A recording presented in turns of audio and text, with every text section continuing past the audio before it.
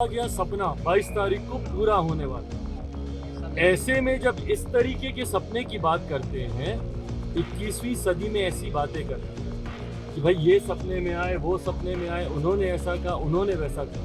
हकीकत है ये सब बौखलाहट है। राम मंदिर पर इन्होंने दशकों तक राजनीति की, धारा 370 पर इन्होंने दशकों तक राजनीति करने का काम किया, विमेन रिजर्वेशन बिल पर इन्होंने दशकों तक राजनीति करने का काम किया। आज जब ये तमाम विवादित मुद्दे हर एक घर, हर एक घर, हर एक व्यक्ति से मिलने का प्रयास करूंगा। सोच बस इतनी है कि कैसे बिहार को एक विकसित राज्य बनाया जा सके, कैसे बिहार को फिर और बिहारियों को खुश बनाया जा सके। आज हमारा घर परिवार सहायक की वजह से चलता है। ये थे हमारे नेता आदरणीय रामविलास पासवान।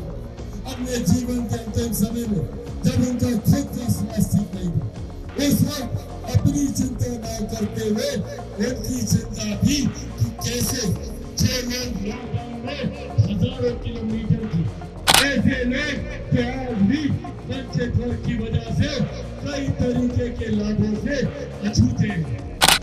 पर तकलीफ से इसी बात की है कि आज भी मेरे मुख्यमंत्री की विश्वसनीयता इतने सवालों के घेरे पर है कि उनकी एक बॉडी लैंग्वेज, एक बदली हुई बॉडी लैंग्वेज।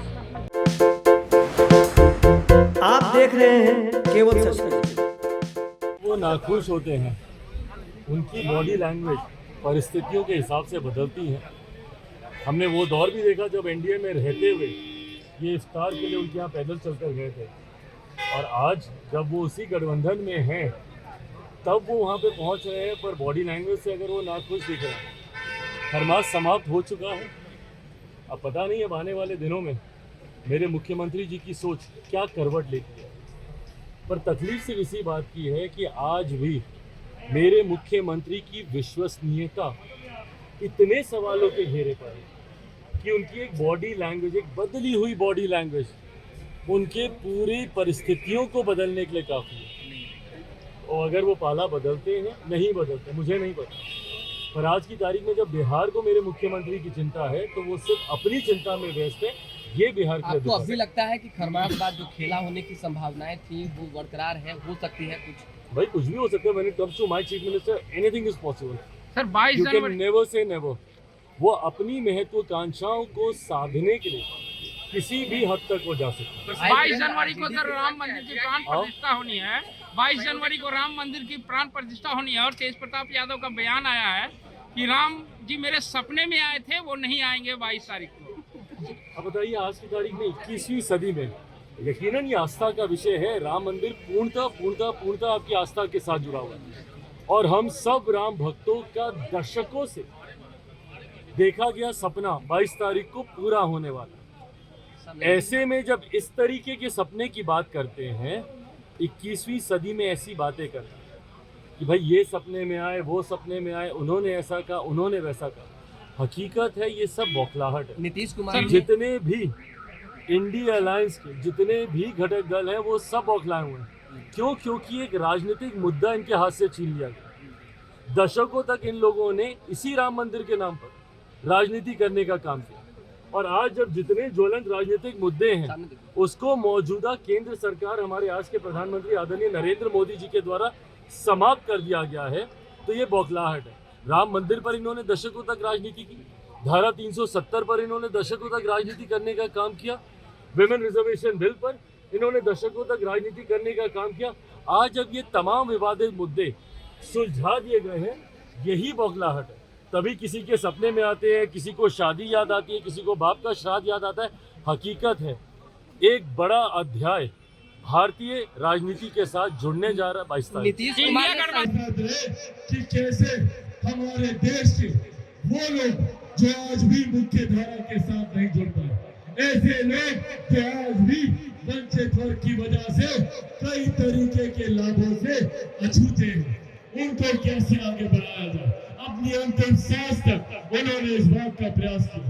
मुझे गर्व होता है कि मेरी रगों में एक ऐसे नेता का खून है जिन्होंने पूरा जीवन गरीब जाति से आने वाले लोगों के लिए समर्पित करने का काम किया। आज जिस मोबाइल फोन से जिस मोबाइल फोन से मेरे तमाम युवा साथी तस्वीरें ले रहे, वीडियो बना रहे, ये मोबाइल फोन हमारे नेता आदरणीय रामविलास पासवान जी की देन है। आज कहीं पे भी ट्रेन से चले जाइए, बस आप लोगों को इतना परिचय देना है कि आप लोग रामविलास पासवान जी के लोग हैं। आपको ट्रेन में बड़े से बड़ा अधिकारी मिलेगा जो बताएगा कि हमको साहब नौकरी दे दे। आज हमारा घर परिवार साहब की वजह से चलता है। ये थे हमारे नेता आदरणीय रामविलास पासवान। अपने जीवन के अंतिम समय में जब उनका खुद का स्वास्थ्य ठीक नहीं था, उस वक्त अपनी चिंता न करते हुए उनकी चिंता थी कि कैसे जो लोग लॉकडाउन में हजारों किलोमीटर की पैदल यात्रा करके आ रहे हैं, कैसे उन्हें 2 वक्त की रोटी मिले, कैसे उन्हें राशन मुहैया कराया जा सके। मुझे खुशी है कि आज मेरे नेता के जाने के लगभग 3 वर्ष के बाद भी आज भी उनकी बनाई हुई योजना प्रधानमंत्री गरीब जन कल्याण योजना, जिसके तहत आज भी देश में 81 करोड़ लोगों को मुफ्त में राशन दिया जा रहा है, ये हमारे नेता की देन है। ये हमारे नेता की देन है। साथियों, आज की तारीख में जहाँ बिना घूस दिए कोई काम नहीं होता। आप लोग बताइए, कोई ऐसा सरकारी काम है जो बिना घूस दिए होता है यहाँ पे? ऐसे में मुझे फख्र होता है कि मेरी रगों में एक ऐसे नेता का खून है जिनके ऊपर 1 रुपया तो क्या 1 पैसे तक का कोई आरोप नहीं लगा सकता। ये हमारे नेता रामविलास पासवान जी। साथियों, और जब आप लोगों के बीच आया, बस यही आग्रह करने आया, बिहार के कोने कोने जा रहा, हर एक गांव, हर एक घर, हर एक व्यक्ति से मिलने का प्रयास करना। सोच बस इतनी है कि कैसे बिहार को एक विकसित राज्य बनाया जा सके, कैसे बिहार को फर्स्ट और बिहारियों को फर्स्ट बनाया जा सके। पर मैं ये भी जानता हूँ कि चिराग पासवान अकेला इस लक्ष्य को पूरा नहीं कर सकता। जरूरत है आप सबको चिराग पासवान बनकर बिहार के गांव-गांव में जाकर बिहार फर्स्ट और बिहारी फर्स्ट के बारे में बताने की। बोलिए, बोलेंगे चिराग पासवान? दोनों हाथ उठाकर बताओ, बोलेंगे चिराग पासवान? बोलेंगे चिराग पासवान? बोलेंगे चिराग पासवान? बोलेंगे चिराग पासवान? बोलेंगे चिराग पासवान? बोलेंगे चिराग पासवान? साथियों, बस आप लोग मुझे अपना साथ दें। बदले में विकसित बिहार आप लोगों को बना कर दूंगा, ये वादा आप लोगों से करके जाता है।